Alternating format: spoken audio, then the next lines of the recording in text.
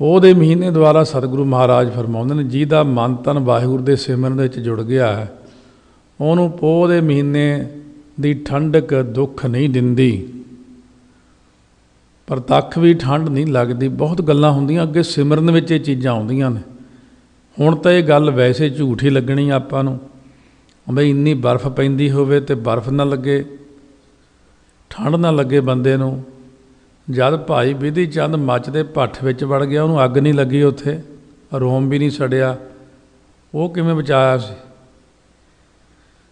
ਇਸੇ ਪ੍ਰਕਾਰ ਸਤਿਗੁਰੂ ਮਹਾਰਾਜ ਆਪਣੇ ਪਿਆਰਿਆਂ ਨੂੰ ਕੱਢ ਲੈਂਦੇ ਨੇ ਕਿਸੇ ਵੀ ਥਾਂ ਤੋਂ, ਰੱਖਿਆ ਹਰ ਜਗ੍ਹਾ ਕਰਨੀ। ਇਹ ਚੀਜ਼ਾਂ ਤਾਂ ਪੰਜ ਤੱਤ ਹੀ ਨੇ ਨਾ। ਸੰਸਾਰ ਦੀ ਕੋਈ ਚੀਜ਼ ਪਰਮੇਸ਼ਰ ਤੋਂ ਬਾਹਰ ਨਹੀਂ, ਉਹਦੇ ਹੁਕਮ ਦੇ ਅਨੁਸਾਰ ਹੀ ਹੈ। ਵਾਹਿਗੁਰੂ ਦੀ ਜਦੋਂ ਕਿਰਪਾ ਹੁੰਦੀ, ਚੌਗਿਰਦ ਹਮਾਰਾ ਰਾਮ ਕਾਰ, ਦੁੱਖ ਲੱਗਾ ਨਾ ਭਾਈ। ਭੋਖ ਤੁਖਾਰ ਨਾ ਵਿਆਪਈ, ਕੰਠ ਮਿਲਿਆ ਹਰ ਨਾਹ। ਪੋਹ ਦੇ ਮਹੀਨੇ ਦੁਆਰਾ ਹੁਣ ਮਹਾਰਾਜ ਸੱਚੇ ਪਾਤਸ਼ਾਹ ਉਪਦੇਸ਼ ਕਰਦੇ ਨੇ, ਉਹਨੂੰ ਜੜਤਾ ਰੂਪੀ ਤੁਖਾਰ ਹੁੰਦੀ, ਬਰਫ਼ ਨਹੀਂ ਵਿਆਪਦੀ। ਪ੍ਰਤੱਖ ਬਰਫ਼ ਅਸਰ ਨਹੀਂ ਕਰਦੀ ਉਹਨਾਂ ਦੇ ਉੱਤੇ। ਬਰਫ਼ ਕਿਉਂਕਿ ਬੇਜਾਨ ਹੁੰਦੀ ਹੈ, ਪਾਣੀ ਤਾਂ ਹਲੇ ਹਿਲਦਾ ਜੁਲਦਾ, ਤਾਂ ਲੀਕੁਇਡ ਚੀਜ਼ ਹੈ ਪਾਣੀ। ਬਰਫ਼ ਲੀਕੁਇਡ ਨਾ ਹੋਣ ਕਰਕੇ ਇਹਨੂੰ ਜੜਤਾ ਕਹਿੰਦੇ ਨੇ, ਇੱਕ ਜਗ੍ਹਾ ਦੇ ਉੱਤੇ ਟਿਕੀ ਪਈ ਰਹਿੰਦੀ ਹੈ। ਜੜਤਾ ਹੁੰਦੀ ਅਸਲ ਵਿੱਚ ਮਾਇਆ। ਮਾਇਆ ਅੰਦਰ ਜੜਤਾ ਹੈ, ਚੇਤਨਤਾ ਨਹੀਂ। ਚੇਤਨਤਾ ਹੈ ਬ੍ਰਹਮ ਦੇ ਵਿੱਚ। ਤੋ ਜੜਤਾ, ਜਿਹੜੀ ਜੜਤਾ ਰੂਪੀ ਬਰਫ਼ ਹੈ, ਇਹ ਜੀਵ ਨੂੰ ਵਿਆਪਦੀ ਨਹੀਂ। ਜਿਨ੍ਹਾਂ ਦੇ ਗਲ ਨਾਲ ਹਰੀਪਤੀ ਆਪ ਮਿਲਿਆ, ਜਿਹਨੂੰ ਗਲ ਨਾਲ ਲਾ ਲਿਆ ਹੈ, ਉਹਨੂੰ ਮਾਇਆ ਦੀ ਜੜਤਾ ਨਹੀਂ ਵਿਆਪਦੀ। ਜੇ ਪਾਣੀ ਤਾਂ ਜਿੱਧਰ ਨੂੰ ਜੀ ਕਰੇ ਚਲਿਆ, ਦਰਵੀਭੂਤ ਹੋ ਗਿਆ, ਥੱਲੇ ਨਿਮਾਣ ਨੂੰ ਚਲਿਆ। ਨਿਮਰਤਾ ਦਾ ਵਾਚਕ ਹੈ ਪਾਣੀ, ਨਿਰਮਲਤਾ ਦਾ ਵਾਚਕ ਹੈ ਪਾਣੀ। ਗੁਰਮੁਖ ਅੰਦਰ ਪਾਣੀ ਵਾਲੇ ਗੁਣ ਹੁੰਦੇ ਨੇ, ਨਿਰਮਲਤਾ ਅਤੇ ਦਰਵੀਭੂਤ ਹੋਣਾ। ਲੀਕੁਇਡ ਜਿੱਧਰ ਨੂੰ ਮਰਜ਼ੀ ਢਲ ਜਾਂਦਾ, ਪਰ ਬਰਫ਼ ਉੱਥੇ ਪੱਥਰ ਵਰਗੀ ਹੋ ਜਾਂਦੀ। ਬਰਫ਼ ਪਾਣੀ ਹੋਈਆਂ, ਪਰ ਜੇ ਬਰਫ਼ ਦਾ ਡਲਾ ਮਾਰੀਏ ਜ਼ੋਰ ਦੀ, ਕਿਸੇ ਦੇ ਸੱਟ ਵੱਜਦੀ ਬਹੁਤ। ਬਰਫ਼ ਅੰਦਰ ਚੀਜ਼ਾਂ ਤਬਦੀਲ ਹੋ ਜਾਂਦੀਆਂ ਨੇ। ਜੇ ਬਰਫ਼ ਹੈ ਜਿਹੜੀ, ਸਤਿਗੁਰੂ ਕਹਿੰਦੇ ਇਸੇ ਪ੍ਰਕਾਰ ਇਹ ਬਰਫ਼ ਜੜਤਾ, ਜੜਤਾ ਤੋਂ ਭਾਵ ਮਾਇਆ। ਮਾਇਆ ਨਹੀਂ ਵਿਆਪਦੀ ਗੁਰਮੁਖਾਂ ਨੂੰ, ਜਿਨ੍ਹਾਂ ਨੂੰ ਵਾਹਿਗੁਰੂ ਆਪਣੇ ਗਲ ਨਾਲ ਲਾਉਂਦੇ ਨੇ। ਪ੍ਰਤੱਖ ਠੰਡ ਵੀ ਨਹੀਂ ਵਿਆਪਦੀ ਉਹਨਾਂ ਨੂੰ, ਰੱਬ ਦੇ ਪਿਆਰਿਆਂ ਨੂੰ। ਆ ਹੁਣ ਹੇਮਕੁੰਟ ਸਾਹਿਬ ਆਪਾਂ ਜਾਈਏ, ਕਿੰਨੇ ਕੋਟ ਲੈ ਕੇ ਜਾਂਦੇ ਆ, ਬਰਫ਼ ਪੈਂਦੀ ਆ। ਉੱਥੇ ਸਿੱਧ ਲੋਕ ਇੱਕੋ ਹੀ ਚੋਗਾ ਜਿਹਾ ਪਾ ਕੇ, ਜਾਂ ਇੱਕ ਲੱਕ ਨੂੰ ਕਪੀਨ ਜੀ ਬੰਨ੍ਹ ਕੇ ਬੈਠੇ ਨੇ, ਨੰਗਾ ਪਿੰਡਾ, ਜਿਹੜੇ ਗੁਫਾਵਾਂ ਦੇ ਵਿੱਚ ਬੈਠੇ ਨੇ। ਸੋ ਗੁਫਾ ਦੇ ਵਿੱਚ ਬੈਠਿਆਂ ਹੋਇਆਂ ਨੂੰ ਉੱਥੇ ਨਿੱਘ ਰਹਿੰਦਾ। ਉੱਥੇ ਉਹਨਾਂ ਨੂੰ ਹਮੇਸ਼ਾ ਗਰਮੀ ਹੀ ਲੱਗਦੀ, ਸਰਦੀ ਨਹੀਂ ਲੱਗਦੀ, ਕਿਉਂਕਿ ਉਹਨਾਂ ਦੇ ਅਭਿਆਸ ਹੀ ਐਸੇ ਹੁੰਦੇ ਨੇ। ਭਗਤੀ ਵਾਲਿਆਂ ਨੂੰ ਵੀ ਸਤਿਗੁਰੂ ਕਿਰਪਾ ਕਰਦੇ ਨੇ, ਇਹਨਾਂ ਨੂੰ ਤਾਂ ਠੰਡ ਲੱਗਣੀ ਕੀ ਹੈ, ਗਰਮੀ ਕੀ ਲੱਗਣੀ ਹੈ। ਪਰ ਜੋਗੀ ਲੋਕ ਕੀ ਕਰਦੇ ਨੇ, ਆਪਣੇ ਨੱਕ ਦੀ ਸੁਰ ਚਲਾ ਲੈਂਦੇ ਨੇ। ਜੇ ਦੇਖਿਆ ਵੀ ਹੁਣ ਠੰਡ ਲੱਗਣ ਲੱਗ ਗਈ, ਸੱਜੀ ਸੁਰ ਦੇ ਰਾਹੀਂ ਫਿਰ ਇਹ ਚੜ੍ਹਾ ਕੇ ਸਵਾਸ ਖੱਬੀ ਰਾਹੀਂ ਉਤਾਰਨਾ ਸ਼ੁਰੂ ਕਰਨੇ, ਕਿਉਂਕਿ ਸੱਜੀ ਸੁਰ ਆਪਣੇ ਨੱਕ ਦੀ ਸੂਰਜ ਦੀ ਆ, ਖੱਬੀ ਸੁਰ ਜਿਹੜੀ ਉਹ ਚੰਦਰਮਾ ਦੀ ਆ। ਜੇ ਜੋਗੀਆਂ ਨੂੰ ਬਹੁਤੀ ਲੱਗੇ ਗਰਮੀ, ਫਿਰ ਉਹ ਖੱਬੇ ਨੱਕ ਤੋਂ ਸਵਾਸ ਚੜ੍ਹਾ ਕੇ ਸੱਜੇ 'ਚ ਨੂੰ ਛੱਡਣਾ ਸ਼ੁਰੂ ਕਰ ਦਿੰਦੇ। ਇੰਨੇ ਨਾਲ ਹੀ ਗਰਮੀ ਲੱਗਣੀ ਹਟ ਜਾਂਦੀ ਹੈ। ਕਿਉਂ ਸਾਡੇ ਸਰੀਰ ਦੇ ਅੰਦਰ ਹੀ ਸਾਰਾ ਕੁਛ ਹੈ, ਪਰ ਮਨੁੱਖ ਕਹਿੰਦਾ ਕਿਹੜਾ ਖੇਚਲ ਕਰੂਗਾ, ਸੌਖੇ ਸਾਧਨ ਕਰ ਲੈਂਦੇ। ਮਨ ਬੇਦਿਆ ਚਰਨਾਰ ਬਿੰਦ, ਦਰਸ਼ਨ ਲੱਗੜਾ ਸਾਹ। ਜਿਨ੍ਹਾਂ ਦਾ ਮਨ ਗੁਰਾਂ ਦੇ ਚਰਨਾਰ ਬਿੰਦ, ਚਰਨਾ ਕਮਲਾਂ ਨਾਲ ਬੇਦਿਆ ਤੋਂ ਭਾਵ ਹੁੰਦਾ ਵਿੰਨਿਆ ਗਿਆ, ਰਚ ਮਿਚ ਗਿਆ, ਉਹਨਾਂ ਨੂੰ ਸਾਹੋ ਹੁੰਦਾ ਪਰਮਾਤਮਾ ਦਾ ਦਰਸ਼ਨ ਲੱਗੜਾ। ਲੱਗੜਾ ਹੁੰਦਾ ਪ੍ਰਾਪਤ ਹੋਇਆ। ਉਹਨਾਂ ਨੂੰ ਦਰਸ਼ਨਾਂ ਦਾ ਉਤਸ਼ਾਹ ਲੱਗਿਆ ਅਤੇ ਪ੍ਰਾਪਤ ਵੀ ਹੋਇਆ। ਓਟ ਗੋਬਿੰਦ ਗੋਪਾਲ ਰਾਏ, ਸੇਵਾ ਸੁਆਮੀ ਲਾਹੋ। ਜਿਨ੍ਹਾਂ ਨੇ ਗੋਬਿੰਦ ਗੋਪਾਲ ਪਰਮਾਤਮਾ ਦੀ ਓਟ ਲੈ ਕੇ ਸੁਆਮੀ ਦੀ ਸੇਵਾ ਕੀਤੀ ਆ, ਉਹਨਾਂ ਨੇ ਆਪਣੇ ਜਨਮ ਦਾ ਲਾਭ ਖੱਟ ਲਿਆ। ਜਿਨ੍ਹਾਂ ਨੇ ਗੋਬਿੰਦ ਗੋਪਾਲ ਪਰਮੇਸ਼ਰ ਦੀ ਓਟ ਫੜੀ ਹੈ, ਰਾਏ ਤੋਂ ਭਾਵ ਜੋ ਰਾਜਾ ਰੂਪ ਹੈ, ਉਹਨਾਂ ਨੂੰ ਸੁਆਮੀ ਦੀ ਸੇਵਾ ਦਾ ਲਾਭ ਪ੍ਰਾਪਤ ਹੋ ਗਿਆ। ਲਾਭ ਉਹਨਾਂ ਨੂੰ ਕਿਹੜਾ ਮਿਲਿਆ? ਵਿਖਿਆ ਪੋਹਿ ਨਾ ਸਕਈ, ਮਿਲ ਸਾਧੂ ਗੁਣ ਗਾਹੁ। ਜੋ ਸੰਤਾਂ ਨਾਲ ਮਿਲ ਕੇ ਪਰਮੇਸ਼ਰ ਦੇ ਗੁਣਾਂ ਨੂੰ ਗਾਹੋ ਗਾਇਨ ਕਰਦਾ ਹੈ, ਗੁਣਾਂ ਦਾ ਗਾਹੋ ਵਿਚਾਰ ਕਰਦਾ ਹੈ, ਉਹਨੂੰ ਜਿਹੜੀ ਵਿਖਿਆ ਹੁੰਦੀ ਮਾਇਆ, ਇਹ ਪੋਹ ਨਹੀਂ ਸਕਦੀ। ਮਾਇਆ ਦਾ ਪ੍ਰਭਾਵ ਉਹਨਾਂ ਜੀਵਾਂ ਦੇ ਉੱਤੇ ਨਹੀਂ ਪੈ ਸਕਦਾ। ਮਿਲ ਕਰਕੇ ਜਿਹੜੇ ਗੁਣਾਂ ਨੂੰ ਗਾਉਣਾ। ਸੋ ਜਿਹੜੇ ਸੰਤ ਮਹਾਤਮਾ ਪੂਰਨ ਬ੍ਰਹਮ ਗਿਆਨੀ ਹੁੰਦੇ ਨੇ ਪਹੁੰਚੇ ਹੋਏ, ਜਦ ਉਹਨਾਂ ਦੀ ਅਸੀਂ ਸੰਗਤ ਕਰਦੇ ਤਾਂ ਉਹ ਤੜਕੇ 2 ਵਜੇ ਉੱਠਦੇ ਸੀਗੇ। ਉੱਠ ਕੇ ਉਹਨਾਂ ਨੇ ਇਸ਼ਨਾਨ ਕਰਨ ਲਈ ਸਾਨੂੰ ਵੀ ਭੇਜ ਦੇਣਾ, ਆਪ ਵੀ ਉੱਠਣਾ, ਔਰ ਫਿਰ ਇਕੱਠਿਆਂ ਨੇ ਬਹਿ ਕੇ 5 ਬਾਣੀਆਂ ਦਾ ਨਿਤਨੇਮ ਕਰਾਉਣਾ, ਆਪ ਵੀ ਕਰਨਾ। ਉਹਨਾਂ ਨਾਲ ਬਹਿ ਕੇ ਸਿਮਰਨ ਕਰਨ ਦਾ, ਨਿਤਨੇਮ ਕਰਨ ਦਾ ਵੱਖਰਾ ਹੀ ਆਨੰਦ ਹੁੰਦਾ। ਇੱਕ ਅੰਮ੍ਰਿਤ ਵੇਲੇ ਬ੍ਰਹਮ ਗਿਆਨੀ ਦੇ ਕੋਲ ਬੈਠ ਕੇ ਪਾਠ ਕਰਨਾ ਇੱਕ ਬੜੀ ਵੱਡੀ ਗੱਲ। ਅਤੇ ਗੁਰੂ ਗ੍ਰੰਥ ਸਾਹਿਬ ਦੇ ਕੋਲ ਬਹਿ ਕੇ ਪਾਠ ਕਰਨਾ ਹੋਰ ਵੀ ਜ਼ਿਆਦਾ ਕਿਰਪਾ ਹੁੰਦੀ ਹੈ। ਜਹ ਤੇ ਉਪਜੀ ਤਹ ਮਿਲੀ, ਸੱਚੀ ਪ੍ਰੀਤ ਸਮਾਹ। ਜਿਹਦੇ ਅੰਦਰ ਸੱਚੀ ਪ੍ਰੀਤੀ ਦਾ ਸਮਾਹ ਹੁੰਦਾ, ਸਮਾੜਾ ਹੁੰਦਾ ਆਨੰਦ।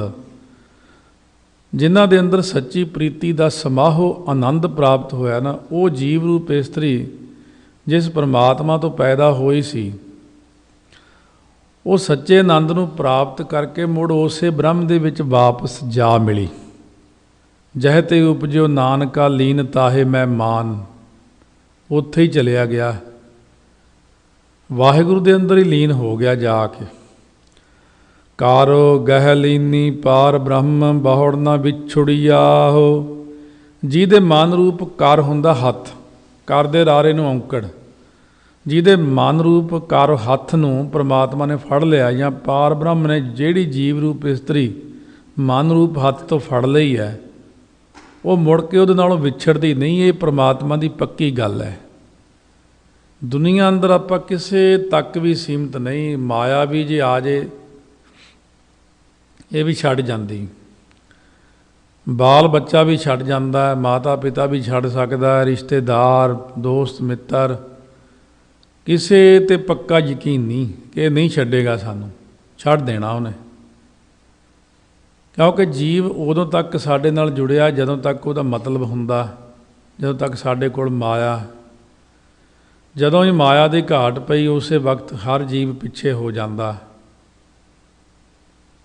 ਪਰ ਮਹਾਰਾਜ ਕਹਿੰਦੇ ਬ੍ਰਹਮ ਐਸਾ ਹੈ, ਜੇ ਇੱਕ ਵਾਰ ਬਾਂਹ ਫੜ ਲੇ, ਜੀਵ ਰੂਪ ਇਸਤਰੀ ਦੀ ਬਾਂਹ ਪਕੜ ਲਈ, ਜਦੋਂ ਮਨ ਰੂਪ ਹੱਥ ਪਕੜ ਲਿਆ ਹੈ, ਮੁੜ ਕੇ ਫਿਰ ਉਹ ਜੀਵ ਵਿਛੜਦਾ ਨਹੀਂ, ਨਾ ਹੀ ਉਹ ਵਿਛੜਨ ਦਿੰਦੇ ਨੇ।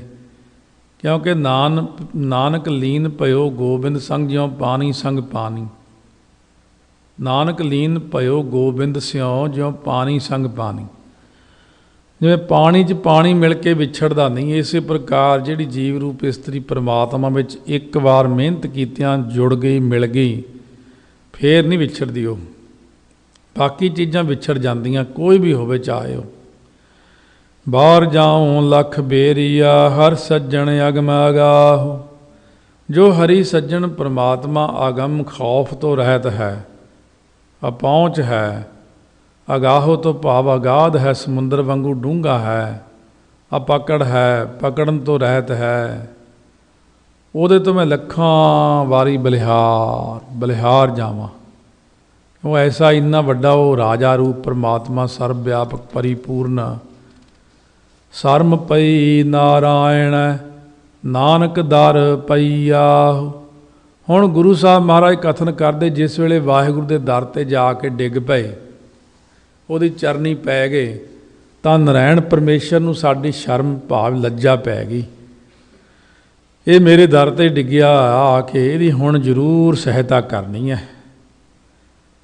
ਤਾਈਓ ਭਗਤ ਕਬੀਰ ਜੀ ਕਹਿੰਦੇ, ਕਬੀਰ ਮੋਹਿ ਮਰਨੇ ਕਾ ਚਾਉ ਹੈ, ਮਰਾਂ ਤੋਂ ਹਰ ਕੈ ਦੁਆਰ। ਮਤ ਹਰ ਪੁੱਛੈ ਕੌਣ ਹੈ, ਪਰਾ ਹਮਾਰਾ ਬਾਰ। ਮਤਾਂ ਕਿਤੇ ਪੁੱਛ ਲੈ ਹਰ ਵੀ, ਇਹ ਕੌਣ ਪਿਆ ਡਿੱਗਿਆ, ਦੇਖੂਗਾ ਹੀ ਨਾ ਜਦੋਂ ਡਿੱਗਾਂਗੇ ਉਹਦੇ ਦਰ 'ਤੇ। ਉਹਨੂੰ ਪਤਾ ਵੀ ਜੇ ਮੈਂ ਨਾ ਇਹਨੂੰ ਸੰਭਾਲਿਆ, ਹੋਰ ਕਿਹਨੇ ਸੰਭਾਲਣਾ, ਜਦ ਇਹ ਸਾਰੇ ਦਰ ਛੱਡ ਕੇ ਮੇਰੇ ਦਰ 'ਤੇ ਆ ਕੇ ਡਿੱਗ ਪਿਆ। ਹੁਣ अब हम चली ठाकुर पहहार, जब हम शरण प्रभु की आई, राख प्रभु भावें मार। कोई भला कहो भावें बुरा कहो, हम तन दियो है ढार। पोख सुहंदा सर्ब सुख, जिस बख्शे बेपरवाह। सुहंदा ਨੂੰ ਸੱਸੇ ਨੂੰ ਔਂਕੜ ਵੀ ਹੈ ਅਤੇ ਹੋੜਾ ਵੀ ਹੈ, ਇਹ ਵਿਚਕਾਰਲੀ ਜੀ ਆਵਾਜ਼ ਬੋਲਣੀ ਹੈ। ਕਹਿੰਦੇ ਨੇ ਪੋਖ ਸੁਹੰਦਾ ਸਰਬ ਸੁਖ, ਜਿਸ ਬਖਸ਼ੇ ਬੇਪਰਵਾਹ। ਪੋਹ ਦੇ ਮਹੀਨੇ ਦੁਆਰਾ ਕਥਨ ਕਰਦੇ ਨੇ, ਉਹਨੂੰ ਸਾਰੇ ਜਿੰਨੇ ਨੇ ਸਾਰੇ ਸੁੱਖ ਉਹ ਸੋਭਦੇ ਨੇ, ਉਹਨੂੰ ਸਾਰੇ ਸੁੱਖ ਹੀ ਪ੍ਰਾਪਤ ਹੋ ਜਾਂਦੇ ਨੇ, ਉਹ ਸੋਭਨੀਕ ਹੋ ਜਾਂਦਾ ਹੈ ਜਿਹਨੂੰ ਬੇਪਰਵਾਹ ਪਰਮਾਤਮਾ ਬਖਸ਼ ਲੈਂਦਾ। ਬਖਸ਼ਿਆ ਪਾਰ ਬ੍ਰਹਮ ਪਰਮੇਸ਼ਰ ਸਗਲੇ ਰੋਗ ਵਿਦਾਰੇ। ਵਾਹਿਗੁਰੂ ਬਖਸ਼ ਲੈਂਦੇ ਨੇ ਜੀਵ ਨੂੰ। ਇਹੀ ਬੇਨਤੀਆਂ ਕਰਨੀਆਂ ਹਮ ਵਾਹਿਗੁਰੂ ਦੇ ਚਰਨਾਂ 'ਚ। ਲੇਖੈ ਕਤੈ ਨ ਛੂਟੀਐ, ਖਿਨ ਖਿਨ ਭੂਲਨਹਾਰ। ਬਖਸ਼ਨਹਾਰ ਬਖਸ਼ ਲੈ, ਨਾਨਕ ਪਾਰ ਉਤਾਰ। ਦੁਨੀਆ ਅੰਦਰ ਇਹ ਅੱਖਰ ਆਪਾਂ ਕਿਸੇ ਹੋਰ ਮੂਹਰੇ ਕਹਿ ਨਹੀਂ ਸਕਦੇ, ਲੱਖ ਕਹੀ ਜਾਓ। ਜੇ ਅੱਗਿਓਂ ਉਹ ਵੀ ਬਸ਼ਰਮ ਕਹਿ ਦੇਵੇ ਕਿ ਮੈਂ ਬਖਸ਼ ਲਿਆ, ਉਹ ਕੌਣ ਹੁੰਦਾ ਬਖਸ਼ਣ ਵਾਲਾ? ਸਤਿਗੁਰੂ ਬਖਸ਼ਦੇ ਨੇ, ਗੁਰੂ ਗ੍ਰੰਥ ਸਾਹਿਬ ਬਖਸ਼ਦੇ ਨੇ। ਇਹੀ ਅਕਾਲ ਪੁਰਖ ਨਰਾਇਣ ਹਰੀ ਨਿਰੰਕਾਰ ਇਹ ਆਪ ਹੀ ਹੈ, ਇਹ ਬਖਸ਼ਦੇ ਨੇ। ਇਹਨਾਂ ਦਾ ਅਧਿਕਾਰ ਹੈ ਕਹਿਣ ਦਾ ਤੈਨੂੰ ਬਖਸ਼ਿਆ। ਹੋਰ ਜੇ ਦੂਜਾ ਮੂੰਹ 'ਚੋਂ ਕਹੀ ਵੀ ਜਾਊਗਾ ਬਖਸ਼ਿਆ ਬਖਸ਼ਿਆ, ਉਹ ਬਖਸ਼ਿਆ ਨਹੀਂ ਜਾਣਾ। ਉਹ ਤਾਂ ਸਿਰਫ ਆਪਾਂ ਨੂੰ ਦਿਖਾਵਾ ਹੀ ਕਰ ਰਿਹਾ ਤੈਨੂੰ ਬਖਸ਼ ਲਿਆ। ਬਖਸ਼ਣਾ ਇਹਨਾਂ ਨੇ, ਹਾਂ ਬਖਸ਼ਾਉਣ ਵਾਲਾ ਬ੍ਰਹਮ ਗਿਆਨੀ ਕੋਈ ਬਖਸ਼ਾ ਦੇਵੇ ਕਹਿ ਕੇ, ਉਹ ਅਲੱਗ ਗੱਲ ਹੈ, ਪਰ ਬਖਸ਼ਣਾ ਇਹਨਾਂ ਨਹੀਂ ਆਪਾਂ ਨੂੰ।